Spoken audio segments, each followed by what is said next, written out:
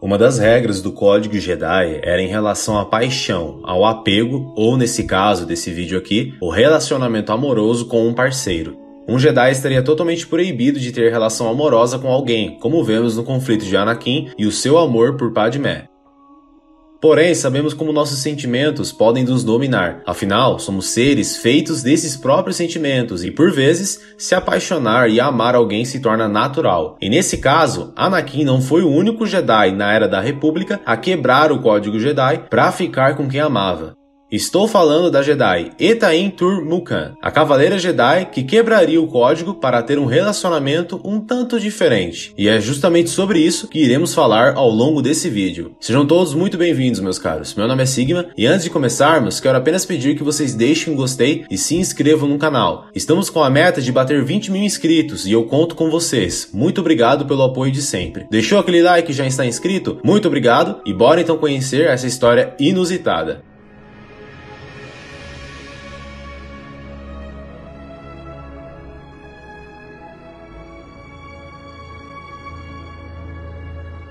Etain Tur-Mukan foi uma cavaleira Jedi que viveu durante a época das Guerras Clônicas. Seu nome é grande e um pouco difícil, então vamos nos referir a ela como Etain mesmo. Na época, Etain foi tirada muito jovem de seus pais e trazida à Ordem Jedi, onde estudou no Templo Jedi de Coruscant. Futuramente, ela se tornaria Padawan do mestre Cast Fuller. Etain era descrita como uma mulher carinhosa, porém muito insegura. Juntos, Etain e Cast viajaram pela galáxia, realizando diversas missões pelo Alto Conselho Jedi. Durante uma de suas missões, Mestre Cast foi capturado por um mercenário mandaloriano chamado Rukan, contratado pelos separatistas, e usando o sabre do próprio Mestre Jedi, Rukan executou Cast e tomou seu sabre para si. Etain, no entanto, conseguiu fugir e sobreviver pelas diversas semanas seguintes, em meio aos campos de Imbrani.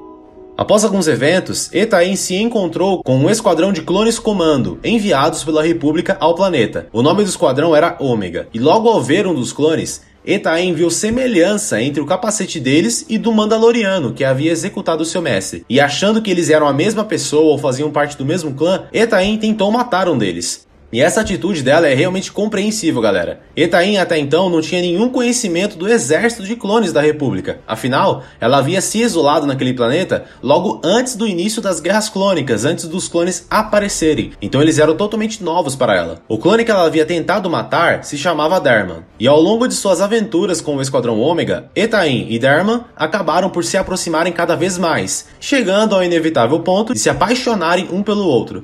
Em determinado confronto, Etain conseguiu vingar a morte de seu mestre, decapitando o Mandaloriano Rukan. Após a vitória da República no planeta, Etain ainda perguntou a Darman se ele queria ficar com ela, terem um relacionamento escondidos. Porém, mesmo querendo, Darman disse que o melhor seria se separarem.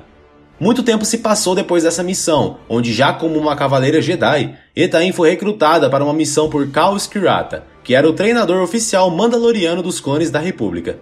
Nessa missão a Coruscant, Etain viria a reencontrar o Esquadrão Ômega, onde novamente os sentimentos entre Etain e Darman iriam se aflorar e ficar ainda mais fortes. E contrariando o Código Jedi, Etain e Darman decidem iniciar um relacionamento amoroso, que resultaria na gravidez de Etain.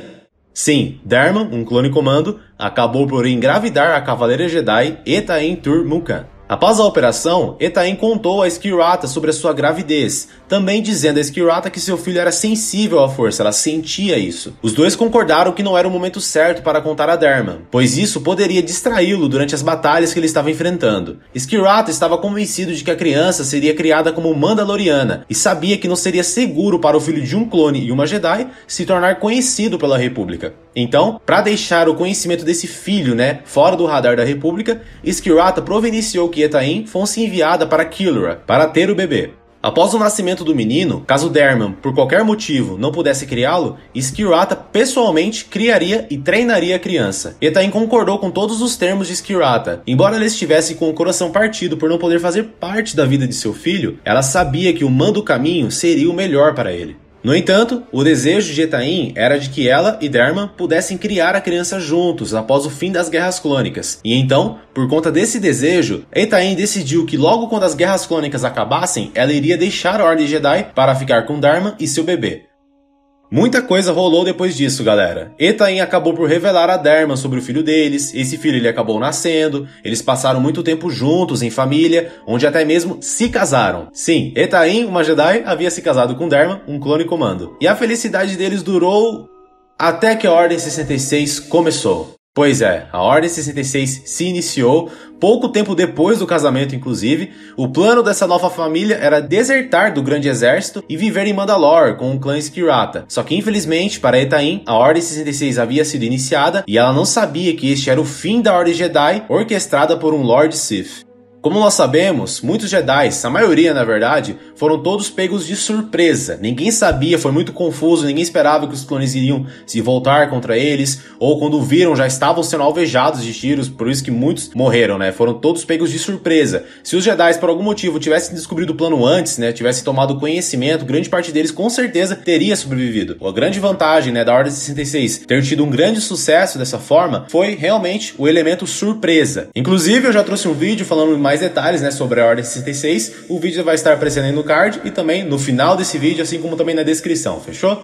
Etain, então, começou a ouvir rumores de que o mestre Mace Windu havia tentado assassinar, entre aspas, o Supremo Chanceler, e ela sentia e sabia que Palpatine, na verdade, era um Lord Sith. Etain pôde ver o Templo Jedi em chamas, enquanto Vader liderava a 51ª Legião na chacina contra os agora inimigos do Império. Derman estava em confronto contra os Jedi no templo, quando Niner, um de seus grandes parceiros, é arremessado por um Jedi, onde o clone acaba por quebrar a sua coluna. E ao mesmo tempo que isso acontecia, Etain avistou um Jedi que estava tentando matar um dos clones. E, deixando a sua compaixão pelo exército do clone falar mais alto e agindo por puro impulso, Etain se pôs um passo à frente, onde o Jedi não hesitou o seu golpe, e Etain foi brutalmente atingida pelo sabre do Jedi.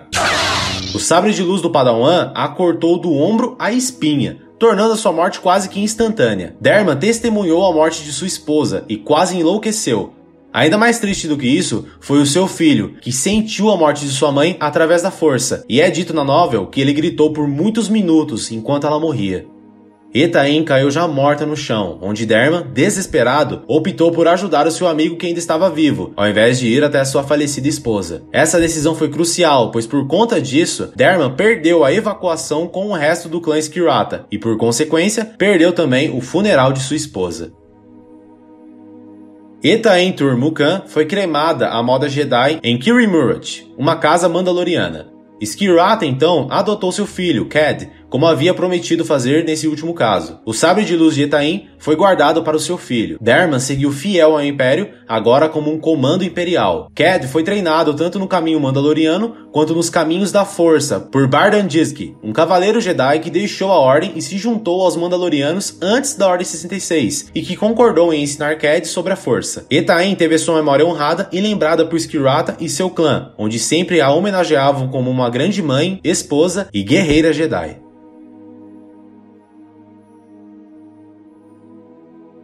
Essa foi a história de Etain Tur-Mukan, a Jedi que acabou por simpatizar e criar grande conexão com os clones ao ponto de se apaixonar por um deles, se casar e ainda ter um filho, e por consequência, essa conexão com os clones levaria ao seu final trágico. Realmente, Etain tem uma história triste, como a grandíssima maioria dos Jedi que foram mortos na Ordem 66.